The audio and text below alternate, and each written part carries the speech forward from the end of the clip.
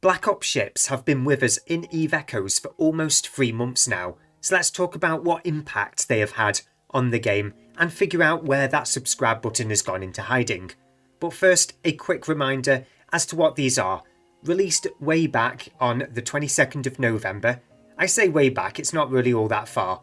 These brand new battleships were released alongside their very own Black Ops Cyanosual Field generators, which could be lit by much smaller ships, including Covert Ops frigates.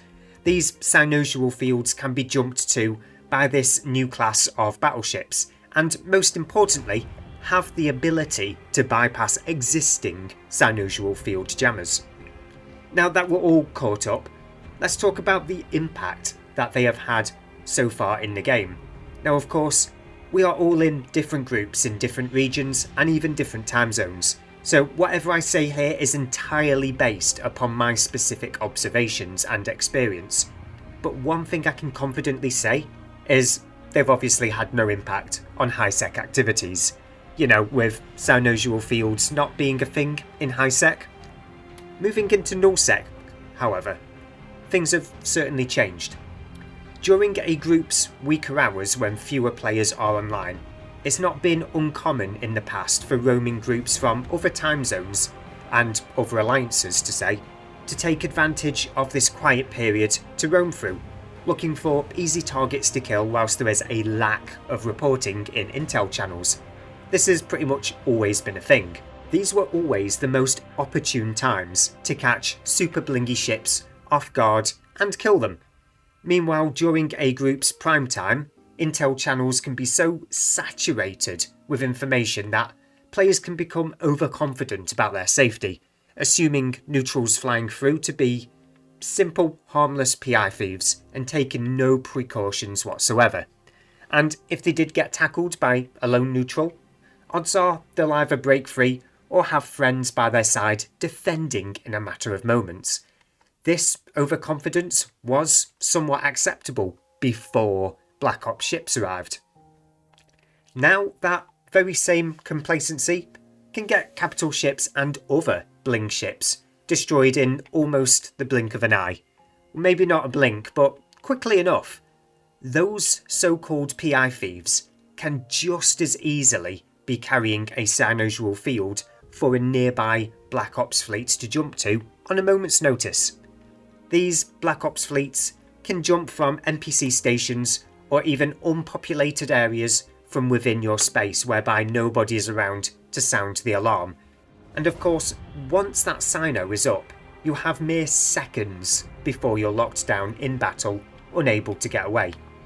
As a result of this, I have observed that, at least in my own alliance, we frequently have do not undock orders on capital ships during the time zones that are our weakest to defend, and provide intel in to minimise potential losses. In some cases, this order can even extend to blingy ships such as faction battleships and navy issue battleships due to their obvious high value. Obviously, the game would be boring if everybody followed the rules, and I'm sure there's someone in every alliance who would try the odds in a capital ship during such times, even if it is just to make a few more bits of ISK than you would in a battleship. Of course, during the Alliance's own prime time, these orders are kept to an absolute minimum, otherwise the entire player base would find itself AFK in Clarolam with that special AI button, especially since intel is so much more abundant to give players that early warning, and the ability to defend one's space and pilots drastically improve when there's plenty of people online. Just how it goes. Now, for me, given the amount of time that I spend on this channel as opposed to in the game itself, I can't say that these don't undock orders hurt me all that much, but I suspect for a number of players, both inside and outside of my alliance, I expect they have seen a reduction in their ISK revenues in certain areas as a direct consequence of these precautions. And, well, yeah, at an individual level, it can suck to have your ISK income reduced, but it is disruptions like these that can bring some balance to the ever-increasing inflation that we're seeing in in-game items such as Plex prices. But of course, we're a long way away off Plex prices actually coming down, As long as AFK ratting in high-sec islands is a thing, there's only so much impact Black Ops ships can actually have on players' ISK revenue streams in this game. But I'm not going to go into a full-on ramble right now about high-sec islands because I could quite easily do a ramble video all on my own about my own thoughts on high-sec islands. So let me know in the comment section if you want me to do a ramble piece on high-sec islands. Because, there's probably going to be a lot of confirmation bias in that video, to be honest. So let's move on, shall we? How has this impacted me whenever I log into the game? Well, typically, I log into the game at the weekend, with most of my potential game time being during the prime time for the Black Ops battleship fleets that roam our area whilst the guys in the States are asleep.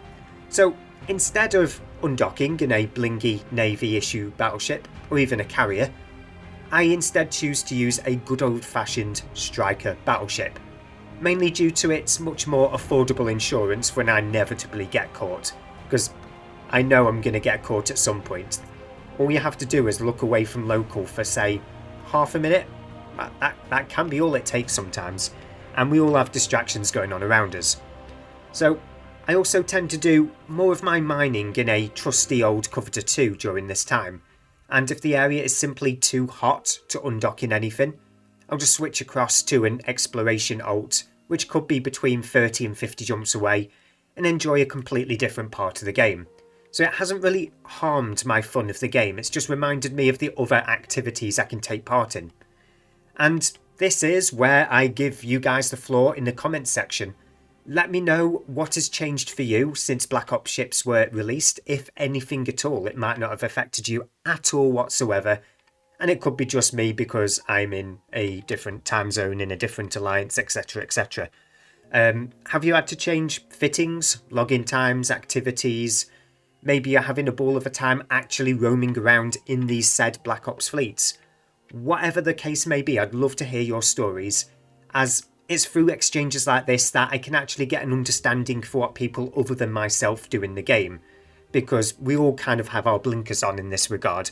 We can only talk about our own experiences, so let's share them. So I'll cut the ramble there.